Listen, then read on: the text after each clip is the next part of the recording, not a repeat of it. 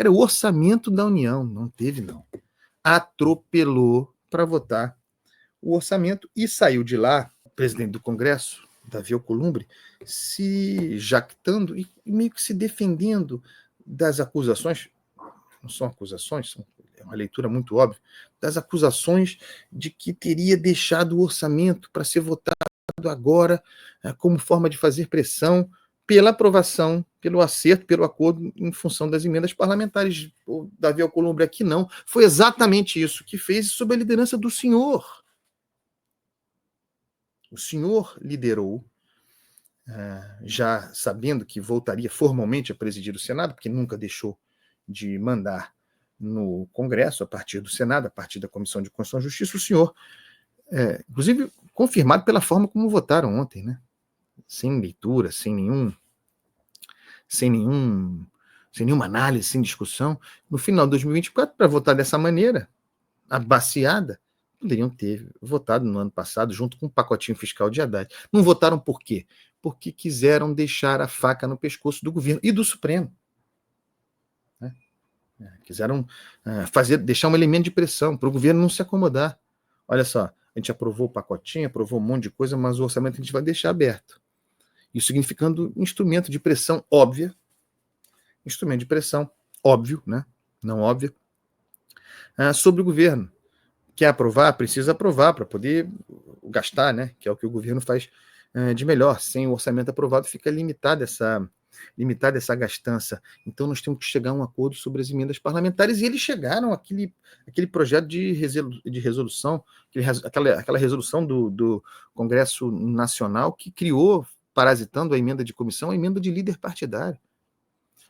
Diante do que Dino deveria ter agido para proibir, tinha obrigação de proibir, mas Dino se comporta mais como uma espécie de gestor político do Congresso, né, em matéria de emenda parlamentar. Então ele aperta, segura, depois solta, ele gostou, né? Ele subordina o controle de constitucionalidade à negociação desses tempos de liberação, nas circunstâncias, e dá corda para quem, você maledicente, você que chama Dino de líder do governo no Supremo Tribunal Federal, porque, no final das contas, por curiosidade, esse prende, solta das emendas parlamentares coincide muitas vezes com a agenda do governo Lula. Não foi muito diferente do que aconteceu agora, porque para a votação do orçamento foi feito um grande acordo de liberação de bilhões em emendas parlamentares. Eu vou chegar nisso já. O que eu quero dizer aqui para vocês é o seguinte: o parlamento, tendo aprovado o projeto de lei orçamentária anual, sem a menor ideia do que votava, confirma, por óbvio, o caráter ficcional da lei orçamentária. Se você vota um troço sem lê-lo, claro que isso é uma irresponsabilidade, mas também é uma manifestação de é tudo uma farsa mesmo. Então aprove-se, porque tudo isso não tem consistência. Mas não é exatamente verdadeiro isso, porque nem tudo é farsa. A maioria é farsa. Então nem aí, porque na hora H pendura para fora do orçamento, pedala, fabrica dinheiro, crédito extraordinário, chama fundo para compor, dá-se um jeito. Mas tem a coisa concreta, tem aquilo com que não se brinca. O pé de meia, o grande programa de educação para o ensino médio, o pé de meia está fora ainda. Eles vão dar um jeito, né? Porque a TCU pressiona, mas não está no orçamento. Vejam como é ficcional o orçamento. Ele tem previsão de R$1 bilhão. Vai custar pelo menos 10 bilhões. Pelo menos. Nada disso está no orçamento, para termos ordem de grandeza. Mas o que não falta, o que está dentro aí, é concretude. Por isso que não é preciso e até generoso com eles, no final das contas, que não expõe a contradição. O que é concreto, o que não deixam de fora, é o valor para as emendas parlamentares. Né? Então, não é justo dizer que seja uma peça de ficção, porque o Congresso sabia, aí sim, veja, não leram o orçamento, ninguém leu o orçamento, talvez nem o relator tenha lido. Mas o que importava, eles sabiam, eles tinham lido, eles tinham domínio. O Congresso sabia absolutamente o que votava na matéria emenda parlamentar, na matéria que interessava, a matéria que dá mandato para Davi Alcolumbre e Hugo Mota, a garantia dos bilhões para emendas parlamentares, assegurada a porção que, via emenda de comissão, assegura, garante a operação do orçamento secreto. Então, são mais de 50 bilhões em emendas parlamentares, tudo está no orçamento, não é que nem o pé de meia que está pendurado para fora, não. Tudo no orçamento, e a divisão. Aumento significativo das emendas impositivas, que são aquelas, especialmente as individuais, e isso é o crescimento, portanto, da mordida do parlamento sobre elementos discricionários do governo central, do executivo, e garantidos os 11 bilhões e uns quebrados, 11 bilhões e meio para as emendas de comissão, que é a superfície de operação do orçamento secreto, da distribuição opaca e autoritária de bilhões de reais. E agora com essa versão 3.0, que é parasitada na criação da figura não prevista em lugar nenhum do líder de bancada partidária, a emenda de bancada partidária. O que mais a dizer aqui sobre o orçamento? Foram acrescidos, a ideia não, a ideia era por fora, mas aí houve a pressão do parlamento, foram acrescidos, a previsão inicial era de 600 milhões só no orçamento que o governo mandou, acresceram mais 3 bilhões para ampliação do Vale Gás, né?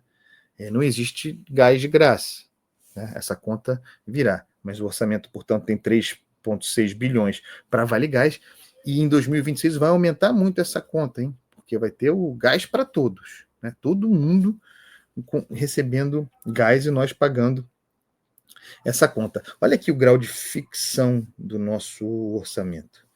Do orçamento aprovado sem que ninguém lesse. Relator Ângelo Coronel, mais otimista que o Fernando Haddad, hein? Mais generoso no cálculo que o ministro Haddad. Relator prevê superávit nas contas de 15 bilhões de reais. A meta esse ano, que as metas mudam, né? Já deveria ser uma meta superavitária, mas o governo transformou a meta em zero, né? Muita gente se esquece desse tipo de coisa. Mexeu na meta. Eu dizia, mais otimista que Haddad, cuja previsão superavitária é de 3,7 bilhões. O Ângelo Coronel botou em 15 bilhões. Eu quero registrar que esses valores não contemplam o pagamento de precatórios, porque o STF, cara, tudo é tão preciso no timing, né? No tempo, no que comunica. STF autorizou que o pagamento dos precatórios fique de fora do cálculo do teto de gastos, portanto, a margem da regra fiscal, portanto, sem contar para a meta fiscal, até 2026. Então, esse ano não vai contar, então não conta para esse número aqui de superavitário. Ano que vem também não conta, que é ano eleitoral. Sabe quando o acordo do STF determina que os gastos com precatório voltem a ser contabilizados para efeito de meta, porque o endividamento conta, em 2027. Né? Passou a eleição, amigo. Passou a eleição, a gente está com a bomba fiscal contratada, que é o esbulachar-se do voo de galinha. Isso tudo tem... isso aqui é importante também, é muita observação a ser feita, mas assim, eu quero muito mais ser representativo do que se armou ontem, depois a gente vai detalhando ao longo da semana, ao longo da execução orçamentária mesmo, e de quando o mundo real se impuser com as várias modificações, bloqueios, contingenciamentos que virão. 18,1 bilhões de reais para aquela faixa 3, a nova faixa visando a classe média. O governo Lula olha para a classe média com vistas a 2026, a criação da faixa 3 do Minha Casa Minha Vida. Isso aqui ocorre graças ao remanejamento de receitas financeiras, também não contam para a meta fiscal, mas para endividamento sim, remanejamento de receitas financeiras do Fundo Social do Pré-Sal. O Fundo Social do Pré-Sal está servindo para um bando de coisa, então 18 bilhões de reais para a criação dessa faixa 3 do Minha Casa Minha Vida. É um programa que olha para a classe média, como tem a intenção de conquistar a classe média, a isenção do imposto de renda, sou a favor, tá? Mas ela tem uma intenção político-eleitoral. Não é reforma do imposto de renda, como disse Fernando Haddad, tem falado muito sobre isso, nós estamos atualizando a tabela do imposto de renda. Não está. Criou um puxadinho circunstancial, sou a favor dessa medida, mas não tem. atualização da tabela do imposto de renda, a reforma completa não foi feita, não. Foi feito um puxadinho aqui, com essa natureza apressada, pensando na eleição de 2026.